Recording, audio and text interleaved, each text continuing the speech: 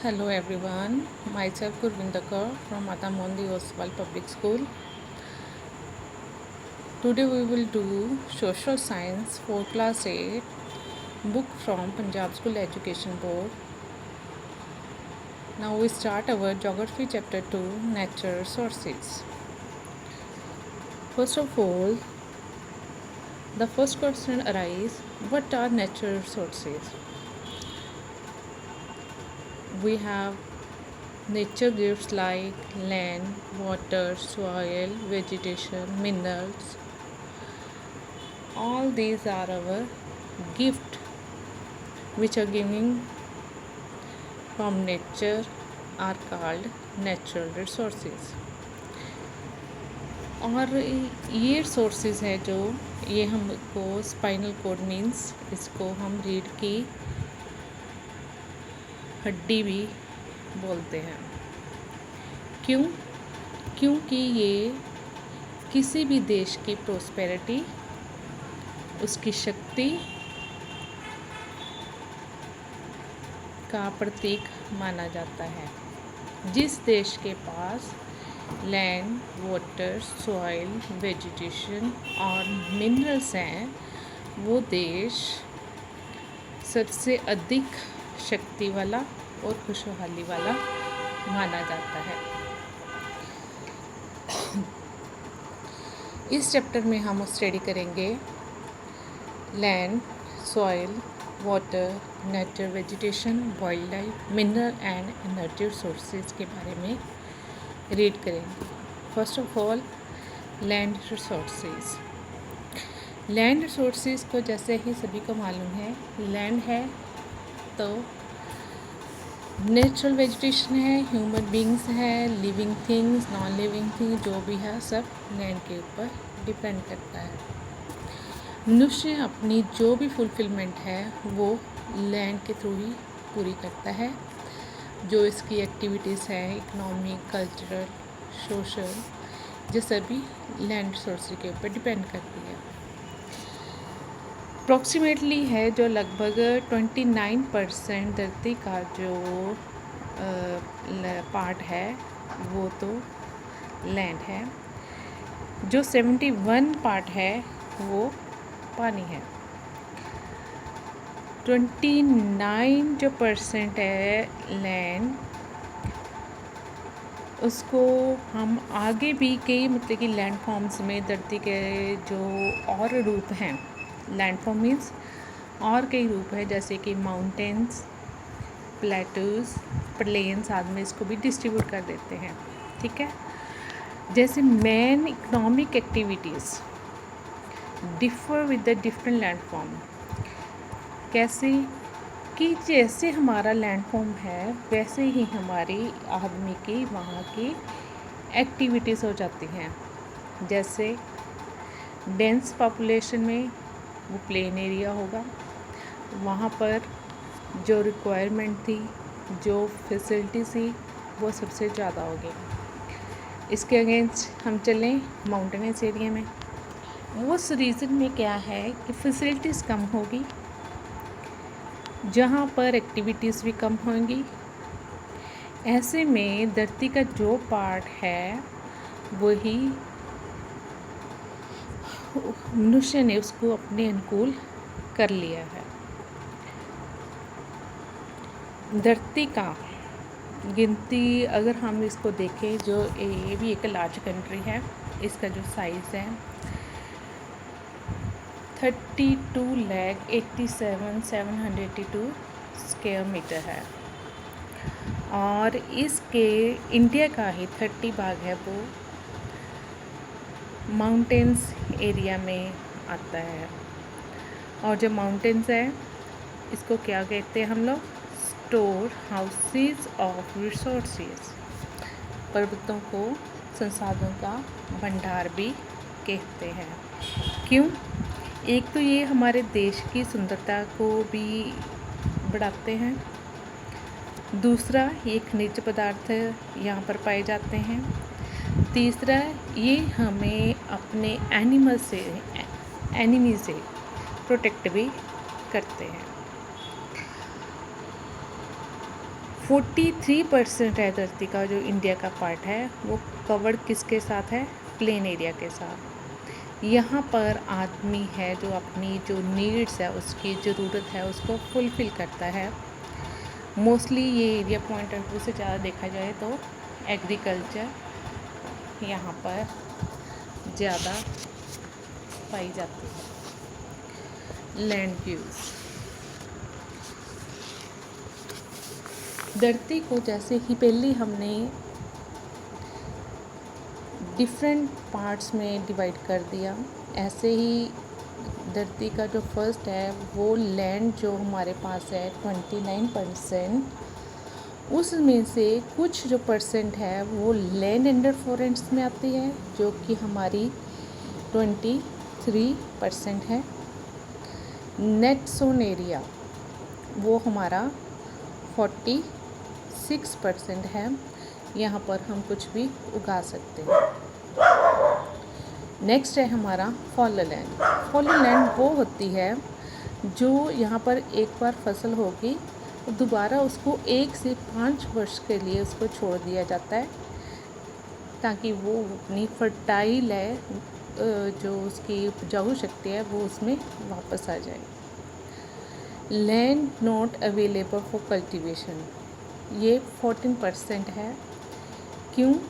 क्योंकि ये कल्टीवेशन यहाँ पर हम लोग कृषि नहीं कर सकते।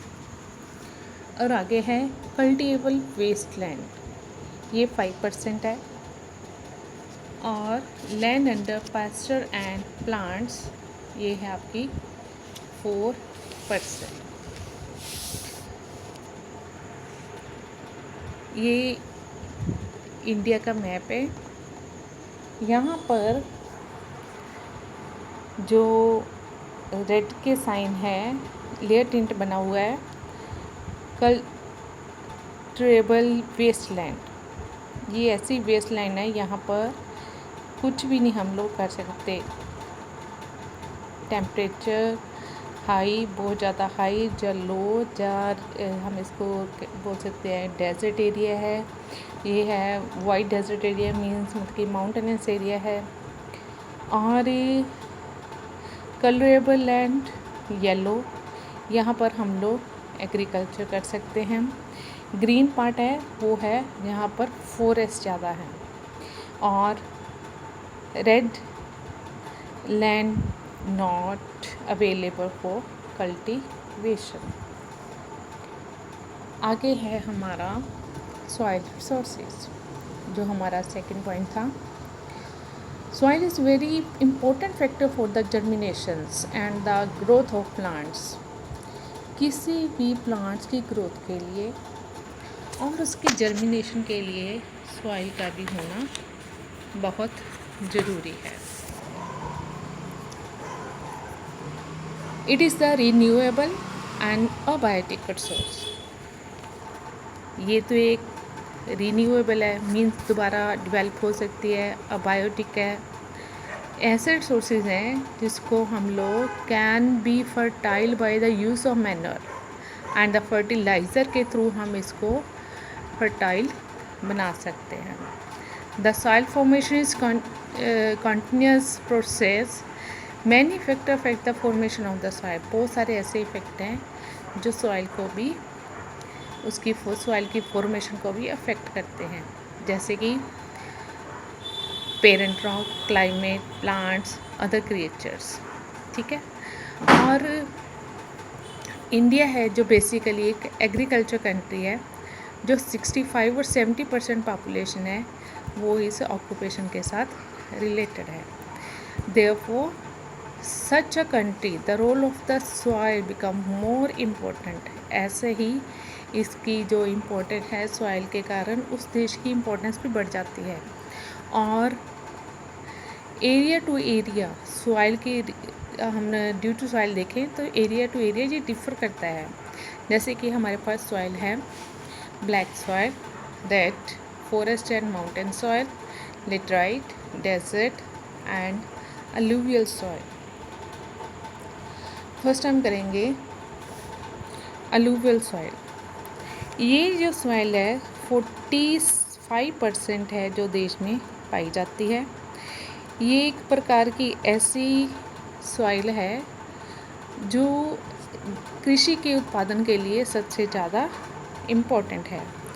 ये नदियाँ, नहरों के पानी के द्वारा लाई जाती है और समुंदर के तट कोस्टल एरिया में जैसे कि अब वेव्स आती हैं, वो वेव्स अपने साथ जो मिट्टी का उनका जमाव है उसको साथ लेकर आती है। जब वो वेव वापस चली जाते हैं, वो जो छोटे छोटे मिट्टी के कण हैं वो पृथ्वी की सतह पर ही वहाँ पर छोड़ देते हैं।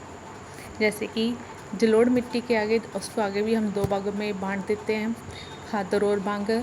खादर क्या है? खादर नई जमी हुई जो मिट्टी है उसको कहा जाता है, और जो बांगर है पुरानी जमी हुई मिट्टी को कहा जाता है।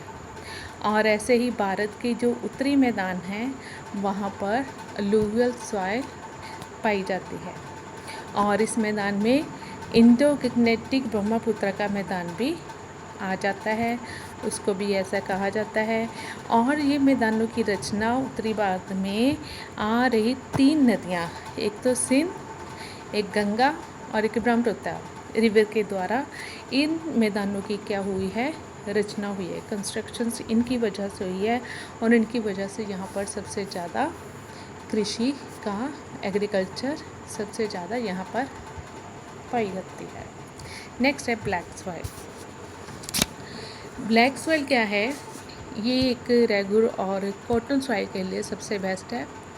इस टाइप के सॉइल के लिए सिर्फ कॉटन ही अच्छे इसको सूटेबल है। क्यों?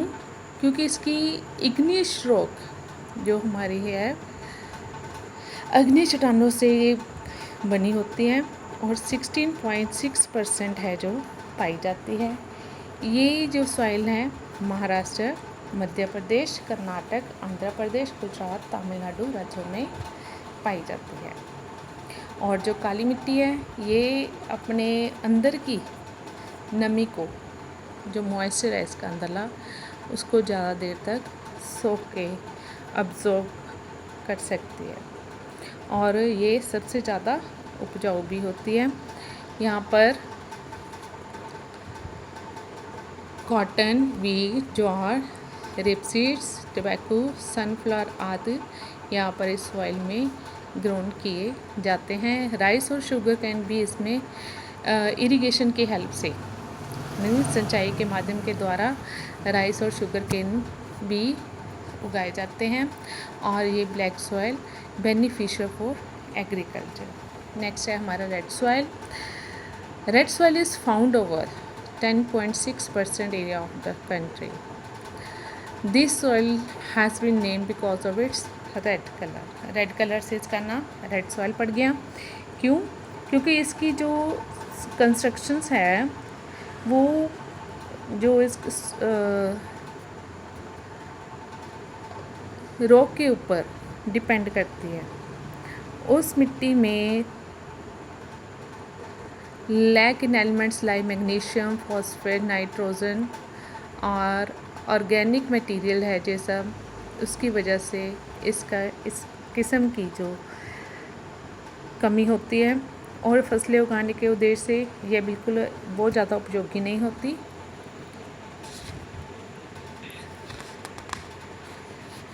बट फिर भी फर्टिलाइज़र और इरिगेशन फैसिलिटी के कारण यहाँ पर wheat, cotton, pulses, potatoes, fruits ये सभी उगाए जाते हैं। और ये जो सॉइल है Tamil Nadu, south east Maharashtra, Karnataka, Andhra Pradesh, Madhya Pradesh, Bihar, Orissa, Jharkhand, waste Bengal, Rajasthan, Assam, Nagaland और मणिपुर में पाई जाती है। नेक्स्ट है हमारा डेट्राइट सॉइल। 90 to 100% ये इसमें iron, oxides of iron, aluminium, titanium, manganese पाए जाते हैं, इससे बनी होती है। नॉर्मली इस टाइप की जो सॉइल है found in the high temperature, जहाँ पर टेम्परेचर भी हाई है और रेनफॉल भी सबसे ज़्यादा है, और due to the rains the fertile nutrients of the soil seep in the low lying area of the earth, so only the oxides are left over the surface of the land. वर्षा के कारण जो उपजाऊ तत्व है धरती की भीतरी जो है मतलब कि अंदर परतों में चले जाते हैं और जो ऑक्साइड है वो इसके ऊपर रह जाते हैं। और इस प्रकार जो मिट्टी है उपजाऊ तत्व के कमी के कारण कृषि के योग्य नहीं रहती। और सिंचाई व्यवस्था के सिंचाई कर लो और ये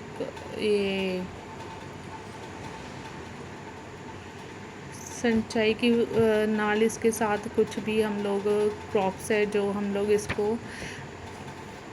उगा सकते हैं, जैसे कि टी, कॉफ़ी, रबर, कोकोनट। और ये देश के कुल जो इसका एरिया है 7.5 में पाई जाती है। इसके एरियाज हैं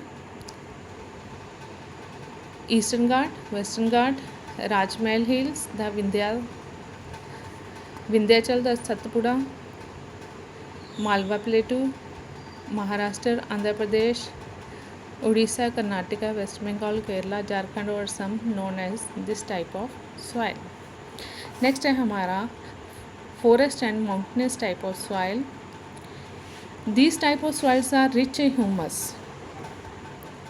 इसमें जैविक तत्व क्या है सबसे ज़्यादा होते हैं। The eastern and the western Ghat also have this type of soil. This type of soil lack in potassium कम होता है इसमें, phosphorus and lime for growing of crop in this types of soil fertiliser has to apply. Potassium, phosphorus और lime की इसमें कमी होती है जिसकी वजह से कृषि करने के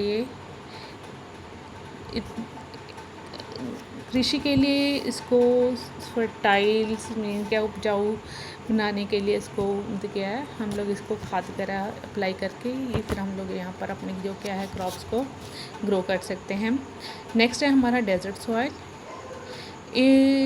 it is found in some of area of Rajasthan, Punjab और Haryana, some part of Gujarat also have the type of this type of soil.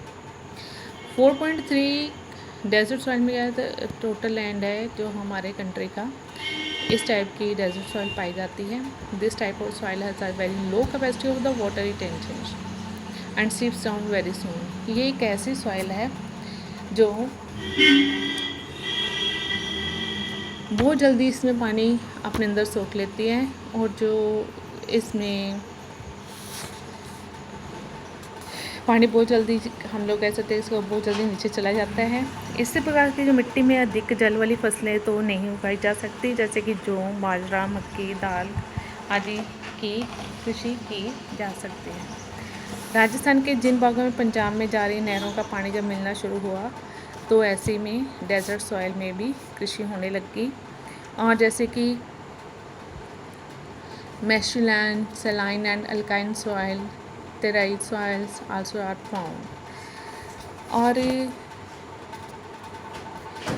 कुल भूमि है जो इसकी प्रसिद्धता मतलब कि become this type of soils covered by the less percentage, ऐसे वो कम है परंतु किसी मिट्टी भारत के बहुत सारे भागों तक ही सीमित है। नेक्स्ट है हमारा प्रॉब्लम्स ऑफ सॉइल रिसोर्सेज। अभी क्या प्रॉब्लम आ रही है, सॉइल है, सॉइल के बिना जो आदमी की लाइफ हो वो इनकम्प्लीट है। क्यों? क्योंकि जो उसका खाना है, पीना है, सब कुछ क्या है सॉइल के ऊपर ही डिपेंड करता है।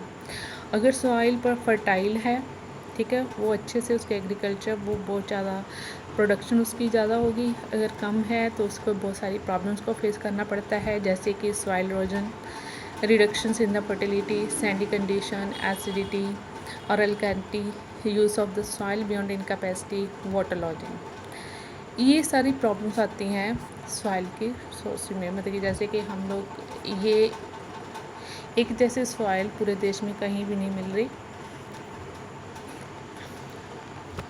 कहीं ना कहीं ये प्रॉब्लम को हमें फेस करना पड़ता है। नेक्स्ट है हमारा conservation of soil. This resource is very important, therefore we should protect this precious resource। ये नहीं है कि हमारे की जो सॉइल है हम इसको संभाल नहीं करेंगे, इसको भी प्रोटेक्ट करना हमारा जो क्या है ज़रूरी काम है। We should solve problems by phase by, जैसे कि हमें पानी है, we should can't control soil erosion. We should be protected by the water lodging by draining the excess water out. जैसे कि मिट्टी का ये नहीं कि हम इसकी इम्पोर्टेंस नहीं देखेंगे, इसकी इम्पोर्टेंस को देखने के लिए हमें क्या करना चाहिए, जो डैम है वहाँ पर नदियाँ हैं उसके ऊपर डैम बनाकर पानी को रोक देना चाहिए, और जो ढलान है वहाँ पर पेड़ पौधे लगाने चाहिए ताकि जो तेज़ पानी की वेलोसिटी है उसको हम लोग कम कर सकें। जहाँ से जितना पानी ज़्यादा तेज़ चलेगा वहाँ पर उतनी ही जो मिट्टी है वहाँ से खुरनी शुरू हो जाएगी, और अधिक पानी की वजह से सीलेपन की समस्या आ जाती है, हमें उससे मुक्त करवाना चाहिए। और फ्लड को रोकने के लिए सॉइल इरोजन का भी रोकना ज़रूरी है। नदियों के आसपास जो भूमियाँ वहाँ पर एग्रीकल्चर जैसे कृषि हम लोग कर सकते हैं, वहाँ पर बड़े बड़े जो ट्रीज़ है वो लगा सकते हैं। और अगर हम अच्छे से इसकी मतलब कि मेंटेन कर लेंगे सॉइल को, तो इसको हम लोग बहुत वाइजली से बहुत केयरफुली हम लोग यूज़ करेंगे, तो इसकी जो धरती की उपजाऊ शक्ति है वो भी देर तक बनी रहेगी। जैसे कि ये है आपकी सॉइल, अलुवियल सॉइल कहाँ है, black soil, red laterite, desert और माउंटेनस सॉइल कौन देश में किन पार्ट्स में पाई जाती है, ये उसके इंडिया का मैप है। नेक्स्ट है हमारा वाटर रिसोर्सेज।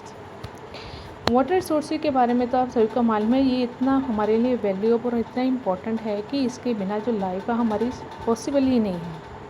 और जो वाटर की एग्जिस्टेंस है होंद है, इसकी वजह से ही धरती के ऊपर जो जीव जंतु है, ह्यूमन बींग्स है, वेजिटेशन है, सब कुछ इसकी वजह से ही पॉसिबल है, और इसका अल्टरनेट कुछ भी नहीं है।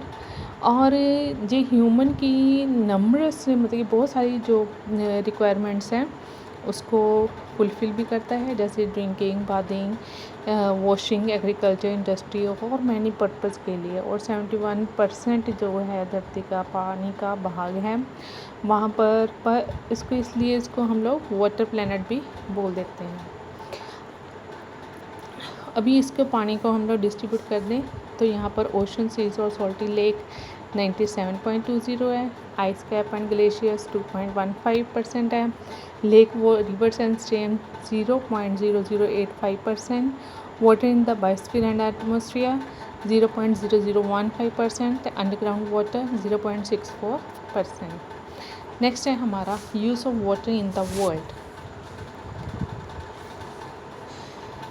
The whole of the water which is available on the earth is not being used by man। जो धरती के ऊपर जितना भी पानी है ये सारे का सारा पानी हम लोग यूज़ नहीं कर सकते, ना ही इतना अवेलेबल जो पानी हमारे पास है वो हम लोग इतना इसको यूज़ नहीं कर सकते। So he is using only some limited and fresh water sources। The use of water sources given us जैसे कि rainfall, reverse, streams, canal, tanks, underground water. जैसे कि आगे हमारा रेनफॉल आ गया। रेनफॉल के कारण जो मतलब कि इम्पोर्टेंट सोर्स है पानी की वाटर सप्लाई का, और कुछ एरिया में तो हैवी रेनफॉल हो जाती है, whereas the other get low. किसी एरिया में ज़्यादा है बारिश और किसी में वर्षा कम होती है। ऐसे में उसकी annual average rainfall in India is 118 centimetre है। मीन्स क्या है, through the whole of the rainfall water is not used by the man, yet is it percolate beneath the earth and contribute the underground water। The level of the underground water goes deep। जैसे कि हम धरती से पीने वाले पानी की वजह से हम लोग इसको बाहर जितना जोर मतलब लगा बाहर निकाल रहे हैं, और धरती का जो वाटर है वो उतना ही डीप चला गया। और the river and the streams have contribute a lot towards the human development since the beginning of the civilization। और जो रिवर हैं यही हमारी कह लो इन्होंने ही हमारी जो सभ्यता है उसकी शुरुआत की थी, उसकी डेवलपमेंट, ह्यूमन डेवलपमेंट इन्होंने ही की थी। और man has started living around the reverse and the stream.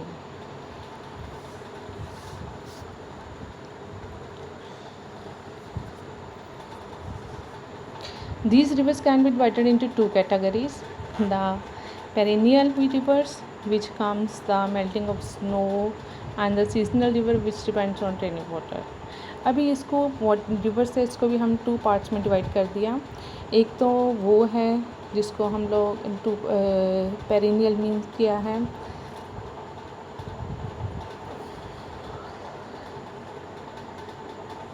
यहाँ पर सारा साल मतलब कि पानी बारहमासी रिवर्स कहते हैं इसको, जिसमें पानी सारा साल रहता है। एक सीजनल रिवर्स हैं जिसमें पानी रेनी डेज़ के मतलब कि जब रेनी डेज़ होते हैं, रेनी वाटर आता है, उसके ऊपर डिपेंड करता है। Various places dam have been constructed, canals have been dug. Water of these canals is being used for irrigation, for human activities. Digging of the canals and agriculture has undergone a big change. और जैसे जैसे mission ने विकास किया वैसे ही उसने dam बना लिए, canal बना ली, और जिसकी वजह से क्या हुआ, इरिगेशन की फैसिलिटीज़ मिलने लग गई और हम लोग की एक्टिविटीज़ भी ज़्यादा बढ़ गई, और जिसकी वजह से हमारा जो एग्रीकल्चर है उसमें प्रोडक्शन भी ज़्यादा होने लग गई। और नेक्स्ट है हमारा tank are found mostly in the areas lacking in the perennial rivers. बारहमासी की जहाँ पर पानी की कमी होती है वहाँ पर हम लोग कमी की वजह से होता है। तालाब अधिकतर उन क्षेत्रों में पाए जाते हैं जहाँ पूरा वर्ष से चलने वाली नदियाँ या नहरों में पानी की कमी हो जाती है। और the level of the water, underground water is either too deep, जब बहुत दूर चला गया हो पानी उसका, या नॉट फिट फॉर यूज़, जो हम उसको यूज़ नहीं कर सकते। और rain water is collected in the tank, जो रेन वाटर है उसको टैंक में कलेक्ट कर लिया जाता है, जब उसकी ज़रूरत पड़ती है तब उस पानी को यूज़ कर लिया जाता है। सदर्न इंडिया में tanks are the source of water for the people. जो हमारे साउथ है, इंडिया के साउथ में लोगों को बहुत सारा जो पानी है वो टैंक के थ्रू ही उसको यूज़ करते हैं। कंजर्वेशन ऑफ वाटर, पानी का महत्व क्या है, उसको पानी को कंजर्व कैसे करना है, उसकी संभाल कैसे करनी है, ये सभी जानते हैं कि पानी के बगैर जीवन संभव नहीं है। अगर हम लोग इसकी ज़रूरत को ध्यान से पर नहीं देखेंगे तो क्या होगा, हम इसे पानी से वांछित हो जाएंगे। और हमें इम्पोर्टेंट क्या है इसमें, should not be used more than requirement, जितनी हमें ज़रूरत है उतना ही यूज़ करना चाहिए, ये नहीं है कि इसको हम लोग वेस्ट करें। Irrigation should be done and when required, irrigation भी तब हो, सिंचाई भी तब करनी चाहिए जब इसकी मतलब कि रिक्वायरमेंट हो हमें। New method sprinkles should be use for irrigation. पहले तो ऐसा था कि वो ट्यूबवेल थे वहाँ पर उसका पानी छोड़ दिया जाता था, अब क्या है कि अभी स्प्रिंकल्स जैसे कि फुहारे हैं उसका प्रयोग किया जाता है। और the rain water can be store, उसको स्टोर किया जाता है, रेन वाटर को स्टोर किया जाता है डैम में, और उसके बाद जब उसकी ज़रूरत पड़ती है उस पानी को वहाँ पर भेज दिया जाता है। ऐसे में रेन वाटर हार्वेस्टिंग की जाती है। It will recharge the underground water and the raise that's level. ऐसे करने से क्या होता है, जो अंडर वाटर लेवल है हमारा वो क्या उसका लेवल अप होता है। रिसाइकलिंग वाटर टू, और ऐसे में पानी का जो सर्कल है वो भी चलता रहता है। द सीवरेज वाटर, जो सीवरेज वाटर है उसको भी हम लोग ट्रीटमेंट करके उसका हम लोग इरिगेशन के लिए यूज़ कर सकते हैं। सो वी कैन से कि जो वाटर है ये हमारे ह्यूमन बींग्स के अलावा हमारे प्लांट्स, एनिमल्स के इसके अलावा भी और जीवन सभी को पानी की इतनी ज़रूरत है, और इसकी कमी के कारण यहाँ पर कुछ भी पॉसिबल नहीं है।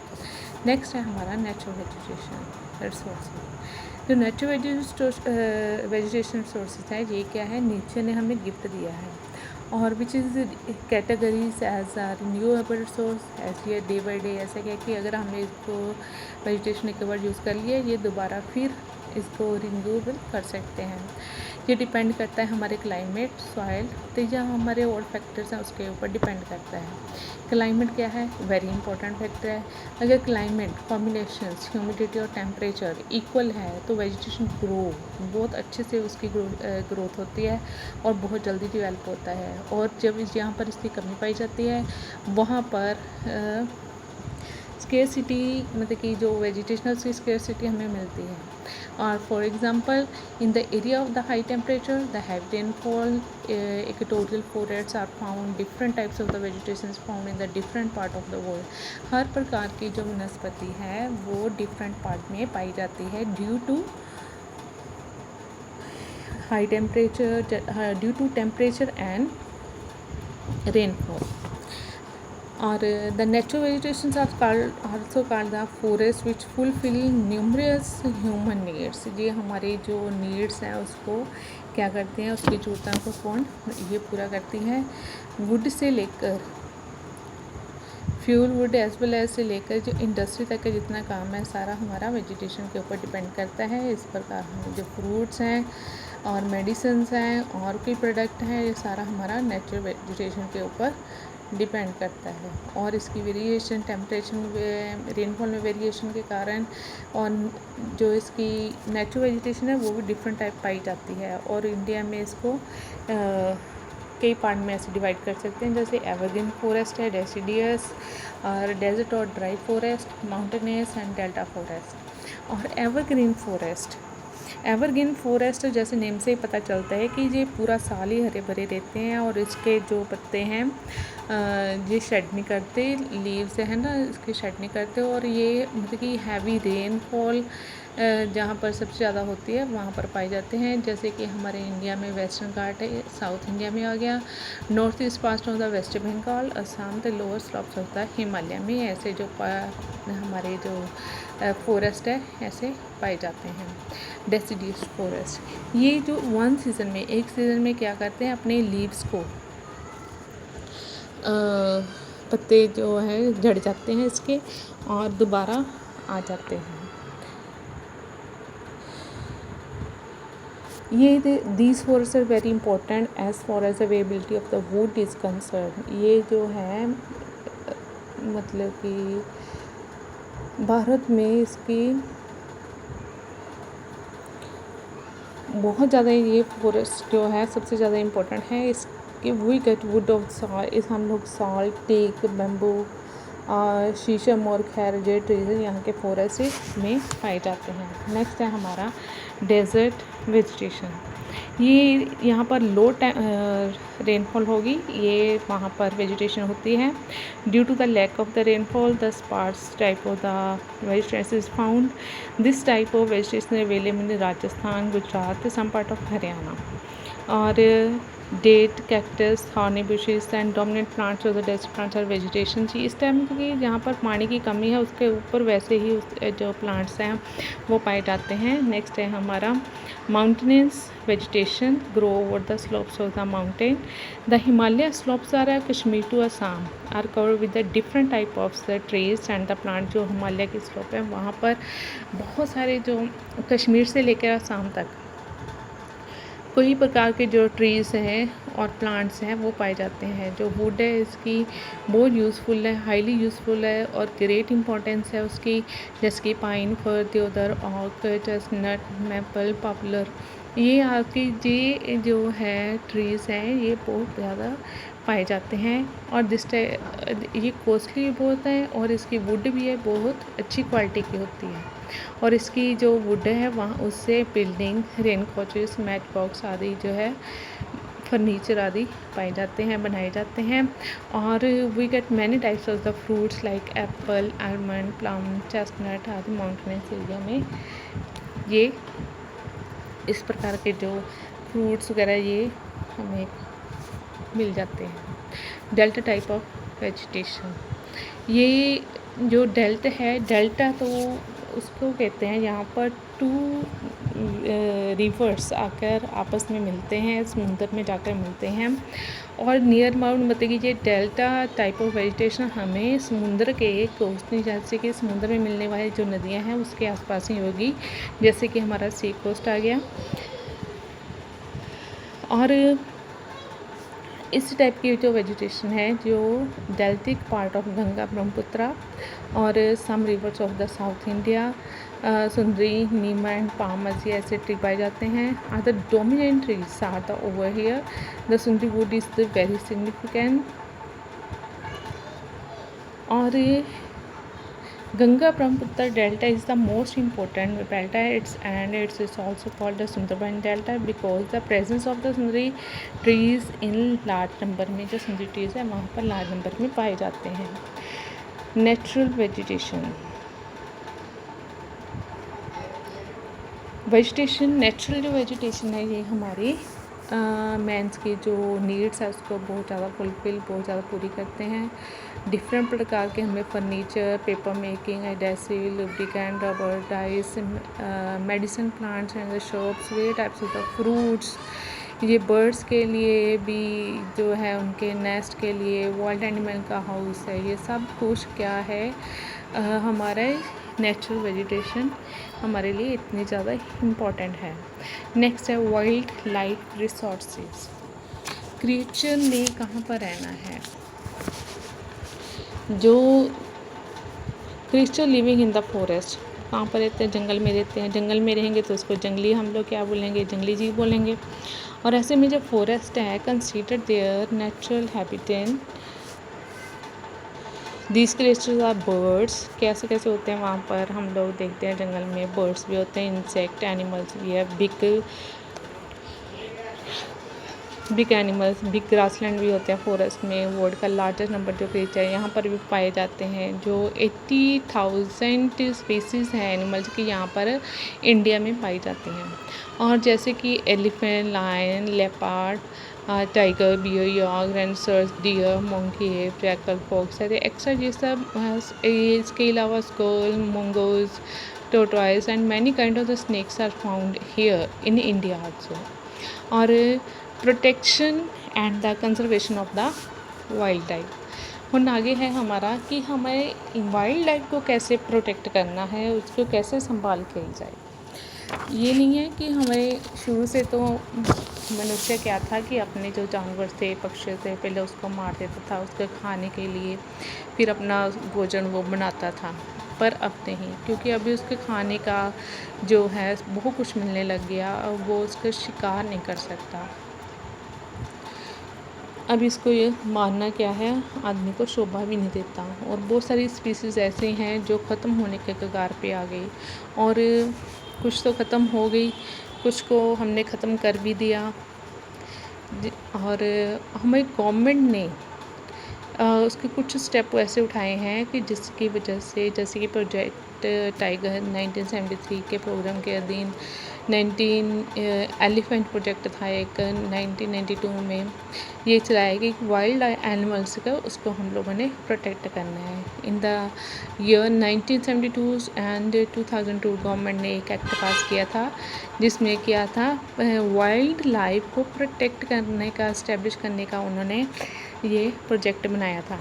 जैसे कि नेचुरल पार्क्स हैं, मैनी वाइल्ड लाइफ सेंचुरीज़ है, ये उन्होंने इसको प्रोटेक्ट करने के लिए इस्टेब्लिश कर दिया. और 89 तो हमारे इंडिया में 89 नेशनल पार्क हैं, 490 वाइल्ड लाइफ सेंचुरीज़ हैं. और जहाँ पर बर्ड्स, एनिमल्स हर प्रकार के पाए जाते हैं. Conservation of the natural resources. Man should use to available natural resources very carefully. आदमी को ये नहीं है कि